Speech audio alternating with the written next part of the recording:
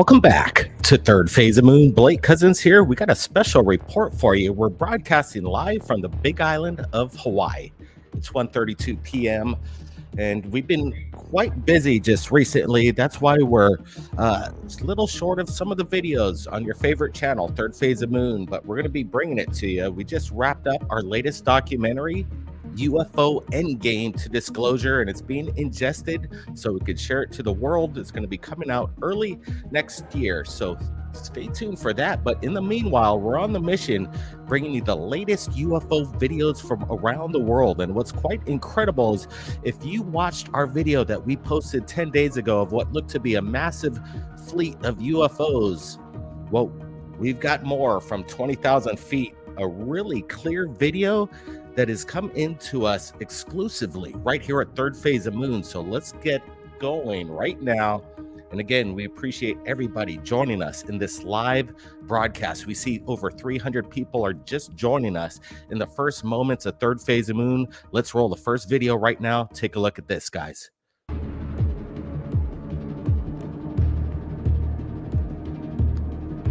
Here we go.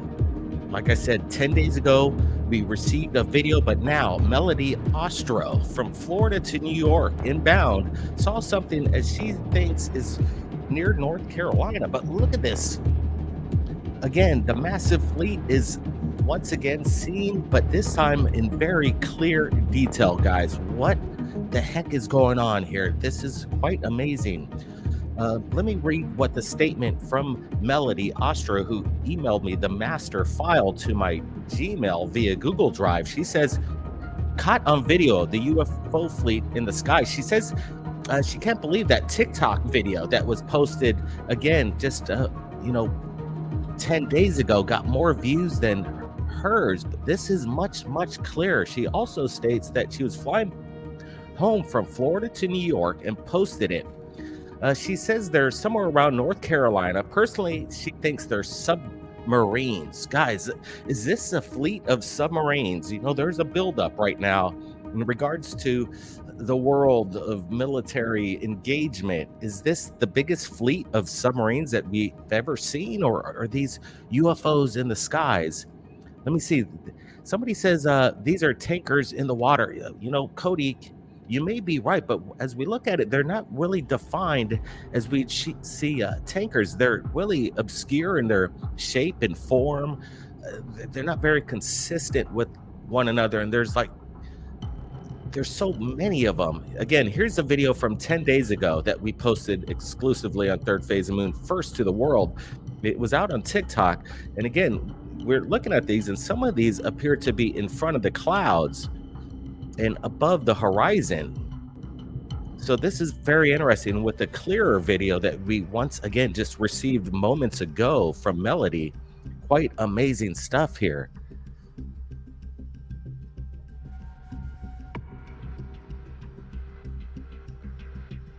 So I'm trying to make out, I would say that at least there's 40 to 50 of these things out there.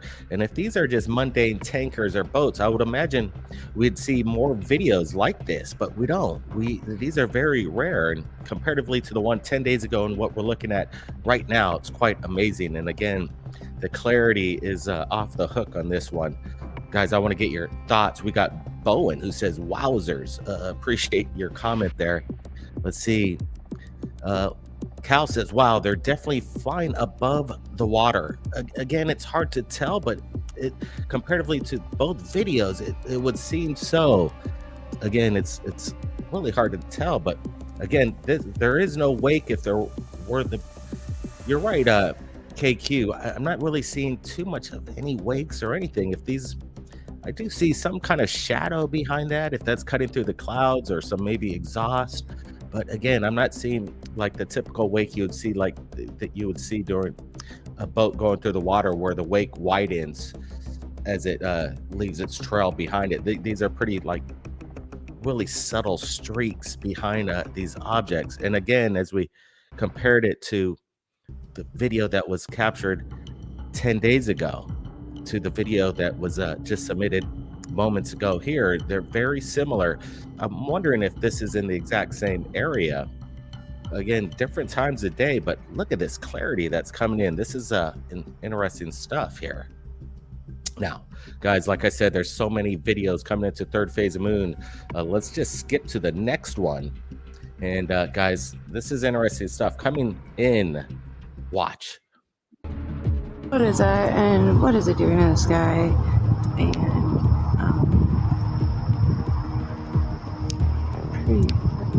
the box, stream, nothing above it, below it, and then the box. All right, guys, look at this. St. Paul, Minnesota.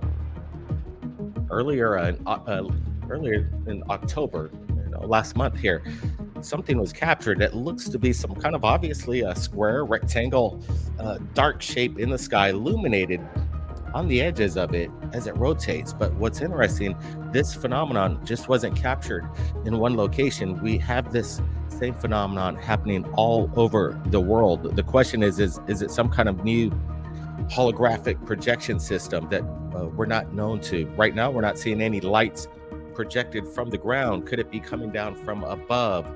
Some kind of possibly new technology up in the clouds doing this projection of, again, a dark square illuminated around it, bringing in some brightness, contrast to highlight it. Again, it's a little pixelated, but look, different places. Valencia, we have the kind of a very similar event. This one much larger. It almost seems that it's raining at the same time. Definitely cloudy, lightning. Again, this thing's massive. Whatever's up there, the projection system is quite extraordinary. This thing's football size,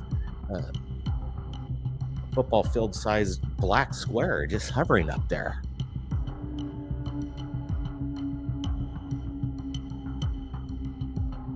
Let's see, Lost in Space says high-powered flashlight with a piece of tape on the lens. Man, if you have a powerful flashlight like that, please, Lost in Space, send me that video and let me see if you could replicate this. I don't think it would be that simple, but I could be wrong. Lost in Space, please let me know. But look, Minnesota, Spain, China, the exact same phenomenon. 2017, 2022. Simon Fly. What is it doing in the sky? And listen to Simon. He says it's a blurry reflection hoax. Okay, Simon, please, can you elaborate? What's the blurry reflection? There's no reflection. This is up in the sky. I'm not sure if you're seeing the same video I am, but there's no reflection. These guys are experiencing something projected in the sky, and I don't think anybody who shot it is perpetuating any hoaxes here. But that's your opinion there, Simon Fly. Appreciate you joining us. We love all the criticism, the hate out there. There's so many people attacking third phase of moon on a daily basis. They talk about us for hours and hours, like they live, sleep third phase of moon every day, trying to figure out what they could do to bring third phase of moon down. All that talk really does is just bring us more and more eyeballs. So all you haters out there, please keep it up. It really helps the cause. You're bringing awareness about third phase of moon because people want to come here to judge for themselves of what they're looking at. And we're going to put out stuff that we can't explain. And right now, I can't explain to you what's going on here. And again, I don't see any manipulation or hoax. What we're looking at is legit. Again, here in China, we got it in Spain, Minnesota. Guys, this is pretty nuts. Now, again, more videos into third phase moon. We could have to say that, again, no CGI in the next video or any videos that we're sharing with you. We're trying to give you the best of the best that comes into third phase of moon. Let's roll the next video, guys. Watch.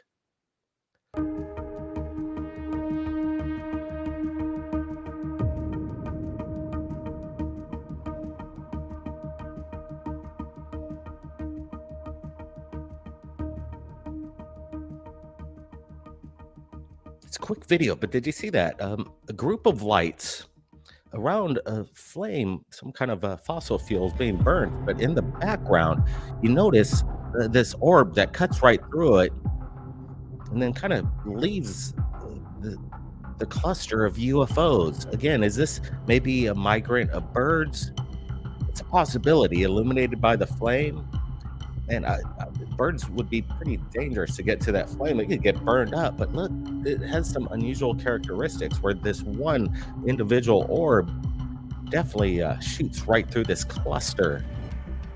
We're up to 765 watchers live right now. Appreciate everybody joining us from around the world right now.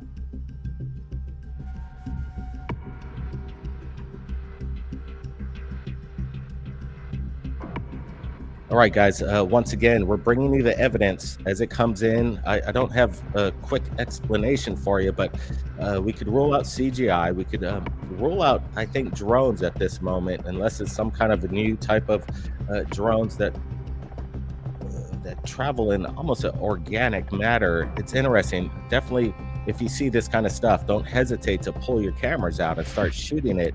Again, this orb that cuts through the cluster of that grouping of UFOs. And I think this is really interesting stuff. Now, let's get into Michael Schratt. Michael Schratt has come back on his YouTube channel, Blue Room Media, and he's crushing it with new historical crash retrieval case files, guys. I want to thank Michael Schratt for allowing us to share you a portion of this. Guys, listen up.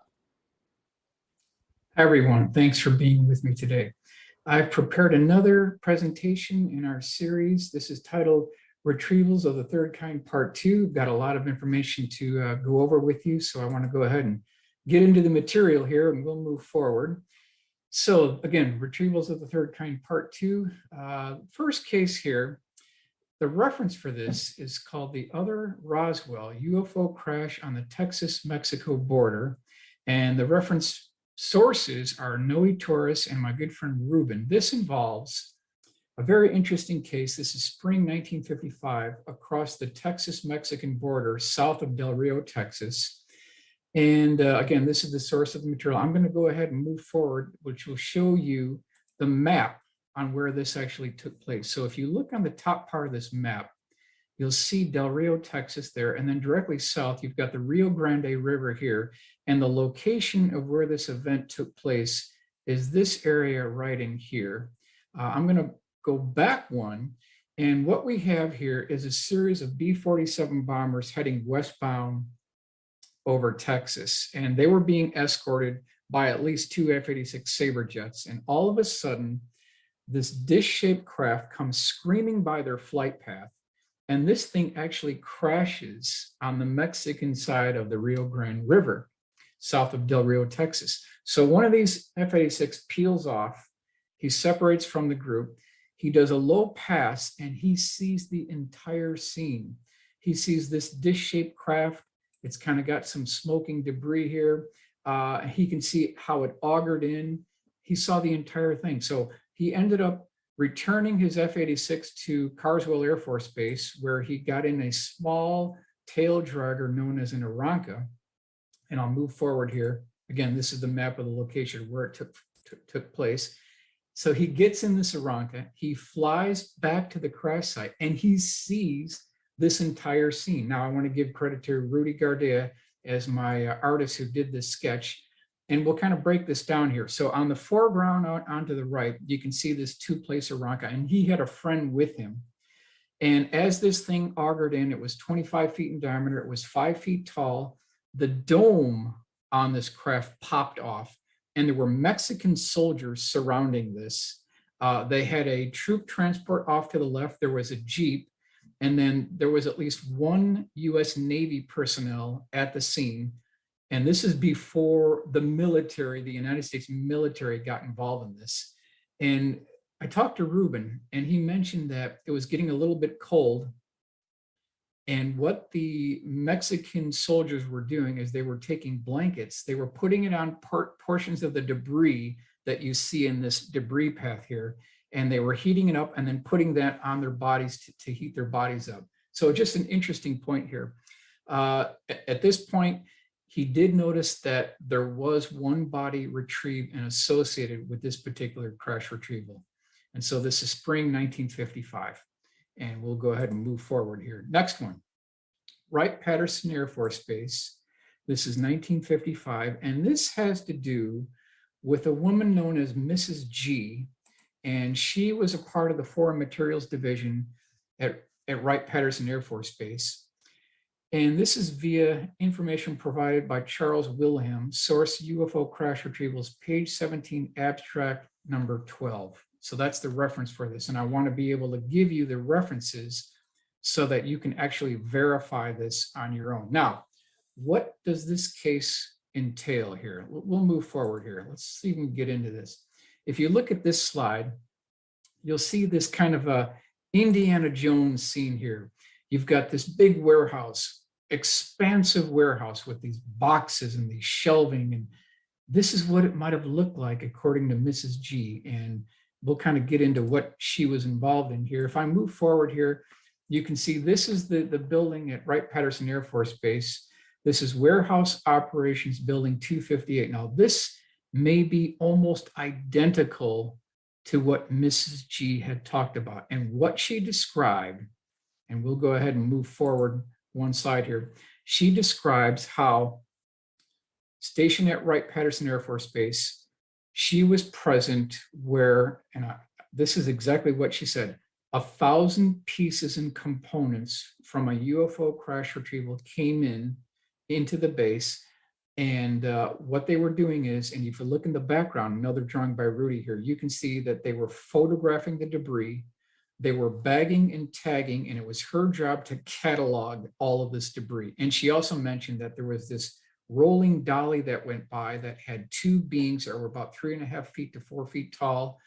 They had oversized head. They were kind of being suspended in this liquid preservation fluid. And can you imagine 1,000 pieces from a UFO crash retrieval interior? She was there, she saw it. And so what we've done here, and Rudy's done a fantastic job, off to the right and left, we've got these shelving from all this UFO crash retrieval debris put on the shelving here. And in the back, we've got even more shelves that can come out. 1,000 pieces were cataloged by this lady. And so the government can't say that they don't have the debris or the evidence or the physical evidence. They've got it. And just before she died, she told Charles Wilhelm, quote, "Uncle Sam can't do anything to me once I'm in my grave." So credit goes to Mrs. G for coming forward and telling us about this incredible account. Next one. This is a source, was a retired Air Force pilot, late 1950s. And this specifically has to do with a black and white motion picture film reel that was about 5 to 6 minutes in length. And the interview conducted by Ed Comarat Jr., 5 to 6 minutes in film. This craft was about 60 feet in diameter with a 10-foot wide gash on the side. So there was shrapnel, there was conduit, there was debris sticking out. And in this motion picture film clip, he said that he saw control panels, lettering, symbols, and star charts on the inside. And he also said that laying on the floor next to this 60-foot diameter dish-shaped craft were 3 bodies, and they were about 5 feet tall. So let's kind of zoom in here. And you can see that when this craft came down, what it appears that happened is the propulsion system or central core of the craft continue moving forward within the dome of the craft and punctured a hole right through the side of the craft itself. Now I want to take you kind of a detailed view, and we'll enlarge this. Again, credit goes to Rudy for doing these wonderful drawings, making these cases come alive. Up on the top, we've got this troop transport, and it shows you what the interior of this core section, the propulsion system of this UFO may have looked like. And then on the bottom, we've got these enhanced drawings of these display screens, control panels. There could have been buttons and switches and dials and levers, star charts he described as well. So again, they apparently have the debris. They absolutely have the proof, and we'll move on here. Okay, now this one, very good case. And there's some interesting dialogue that goes on with this case. And all of this can be found in UFO crash retrievals, sources page 88, case A6. And we'll go ahead and do an enlargement here. Wright-Patterson Air Force Base, this is April 1962. And this was seen by an exchange pilot who was part of the 354th Tactical Air Command Fighter Wing. And so he was in charge of the physical fitness of these other pilots that were kind of transient. And so they're running down this section of the hangar section where there were 2 baseball diamonds. And as they passed the baseball diamonds, there was a row of hangars, and they went into this one particular hangar. They were looking for a kind of a mobile racquetball court, and they were going to suspend 2 other walls to make a complete racquetball court. And when they got into this one hangar, they saw this 15-foot diameter dish-shaped craft. It was suspended by 2 engine test stands. It had kind of a rope around it, and then there were MPs with rifles guarding this craft. And he saw this. He actually stated that this looked like a track and field discus. That's exactly how he described this particular craft. And I want to move forward here and give you what he said here. The guard challenged by saying, quote, "I don't think you're supposed to be here, sir." I replied to the affirmative, and we turned about face and departed, mumbling to ourselves that the good old US had developed, or had all along, flying saucers in service. So I thought that was interesting that, even they felt that, yep, we've got them. Whether we made them, reverse engineered, or recovered them, they have them in their possession. Wow, Michael Schratt with the incredible testimony of the eyewitnesses of historical crash retrieval cases. I'm going to be supplying the original link below to Blue Room Media, but along with myself, Blake Cousins, and my brother Brent, we're going to be bringing you the big UFO news. So make sure you hit that thumbs up, that subscription bell, and notification bell, whatever you call it. What is it? Notification button, subscription bell. You guys know what to do. We're up to 1,000 live watchers right now. We appreciate everybody from around the world, including all the haters, skeptics, non-believers. I know you guys love watching Third Phase of Moon because we're at the forefront of ufology. Everybody be safe out there. Blake Cousins, keep your eyes on the skies, everybody. We'll see ya next time.